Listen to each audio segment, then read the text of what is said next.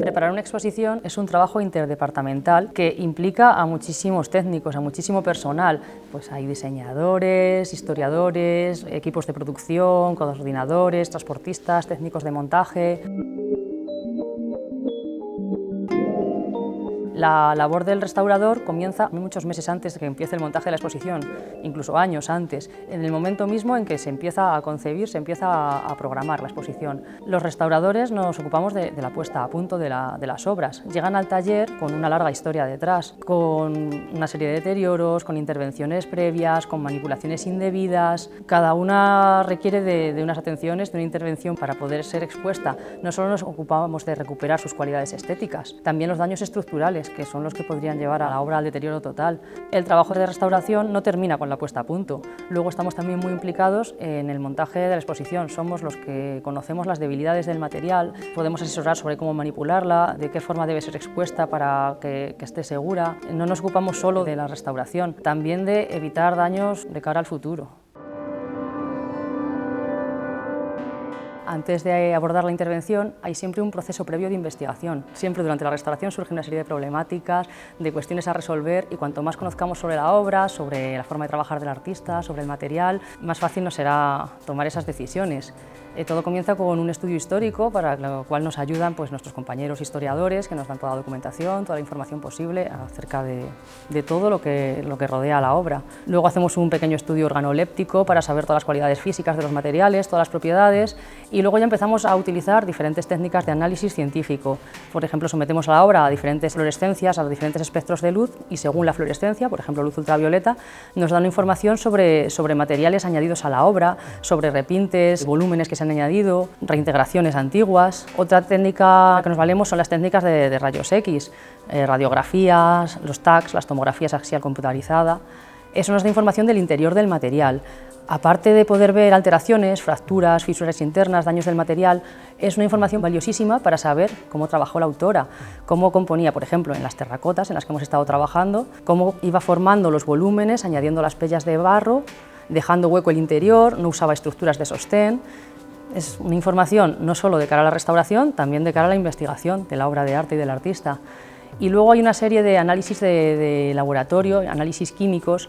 Para ello cogemos pequeñas muestras, son análisis microdestructivos, cogemos muestras de la obra directamente, de la policromía o del material que compone el volumen, barro, madera, las mandamos al laboratorio, y a partir de esas muestras, que son del tamaño de la cabeza de un alfiler, los químicos obtienen muchísima información, las someten a microscopio, a cromatografías, a espectrometrías, espectroscopías, toda una serie de análisis químicos, y nos pueden contar de qué pigmentos se compone, qué aglutinantes tiene, qué barnices, cómo están compuestas las preparaciones.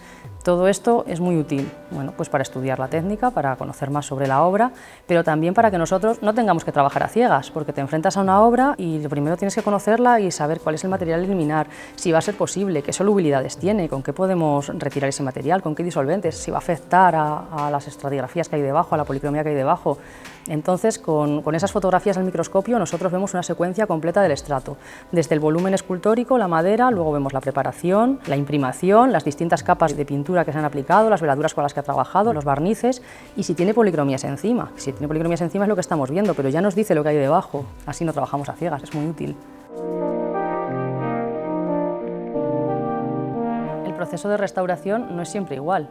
Difiere para cada obra. En esta exposición hay obras de madera, hay obras de barro, algunas tienen preparación, otras no, y cada una ha tenido una historia. Unas han pasado intervenciones previas, tienen repolicromados, algunas tienen daños estructurales, entonces hay que analizar las alteraciones de cada obra. Siempre es importante la estabilización del material y del estrato pictórico, consolidar, fijar policromías con adhesivos y la estructura de la obra. Esta es la parte que menos se ve, que menos luce, pero es la más importante, porque es la que va a asegurar la conservación de la obra, la continuidad del material en el tiempo. Es mucho más llamativo el proceso de limpieza, donde ya eliminamos la suciedad, los barnices oxidados, y entonces cambiamos totalmente el aspecto de la obra, de una obra totalmente oscurecida, donde no se van a ver detalles pictóricos, los pequeños peleteados, las pequeñas decoraciones de cenefas de la obra. van a empezar a aparecer. Y ahí es donde la gente piensa que le estamos dando color a la obra. No, solo estamos eliminando suciedad y barnices oxidados. Y de repente aparece todo el color y aparecen todos los sonrosados de las carnaciones y aparecen esos azules tan intensos que antes se veían verdosos y amarronados. Nosotros no pintamos la obra, sencillamente recuperamos su color original. En esta fase de limpieza también entraría la eliminación de intervenciones antiguas. A veces intervienen añadiendo volúmenes o repintando la obra o repolicromándola completamente por cambios de gusto. Normalmente no ayuda a la obra y muchas veces hay que tomar la decisión de retirarlos. La restauración se completaría con una reintegración volumétrica, si fuese necesario, y una reintegración cromática. Podríamos decir que vamos rehaciendo volúmenes o volviendo a pintar donde falta pintura, a eso nos referimos con reintegración.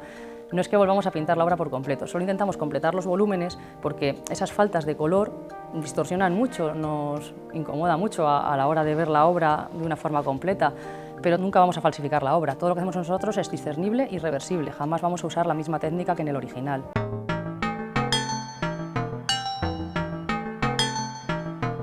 La restauración no es una ciencia en la que sigamos siempre los mismos pasos, en la que tomemos siempre las mismas decisiones. Cada obra te va pidiendo un hacer diferente. Nos enfrentamos a muchos retos porque tenemos que tomar muchas decisiones que a veces son irreversibles. ¿A qué nivel de limpieza llegar? ¿Si eliminar un repolicromado o no? ¿Hasta qué punto reintegrar y qué punto empieza ya a entrar en lo creativo o sí que es necesario para la legibilidad de la obra? Hay que tomar muchas decisiones desde un conocimiento de la obra y desde el máximo respeto a lo que la autora, a lo que Luisa Roldán quiso hacer en esta obra. Por ejemplo, en esta exposición tenemos dos obras en las que nos enfrentábamos a un repolicromado.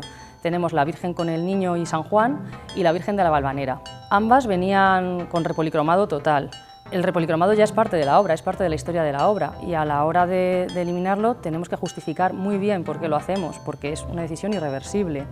La Virgen con el Niño decidimos que el repolicromado debía ser eliminado porque lo consideramos de escasa calidad y porque cambiaba los valores estéticos de la obra y de su época. Además fue una decisión muy acertada, como podéis ver. También decidimos eliminarlo porque tras un concienzudo estudio podemos conocer que debajo del repolicromado conservábamos suficiente policromía original y que ésta podía ser recuperada sin dañar, porque hay veces que al eliminar el repolicromado dañas el original. En este caso, como había una capa de barniz interpuesta entre la policromía original y el repolicromado, nos permitió recuperar bastante de la policromía original. En cambio, La Virgen de la Valvanera fue un caso mucho más conflictivo.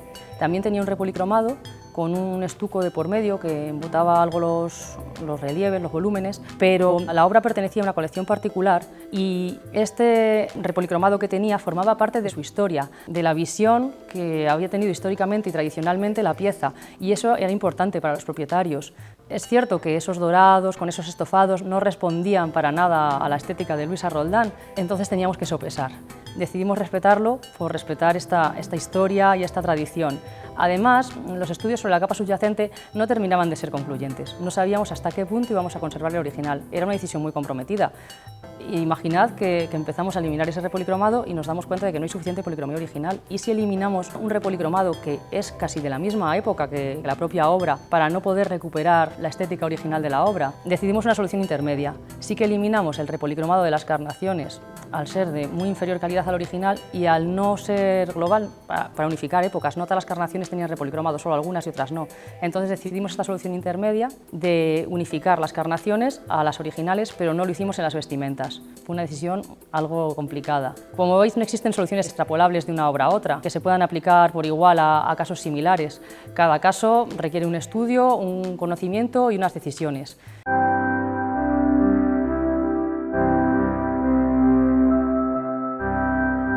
La restauración nos da una oportunidad única de acercarnos al material de una forma mucho más cercana que con ninguna otra investigación.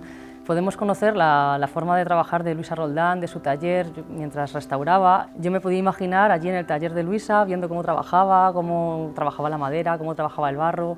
Nuestra investigación se ha centrado muchísimo en las terracotas, en los barros. Por eso digo que la restauración no es solo conservar el material, preservar sus cualidades estéticas, adecuar la conservación, también es este momento metodológico de la investigación.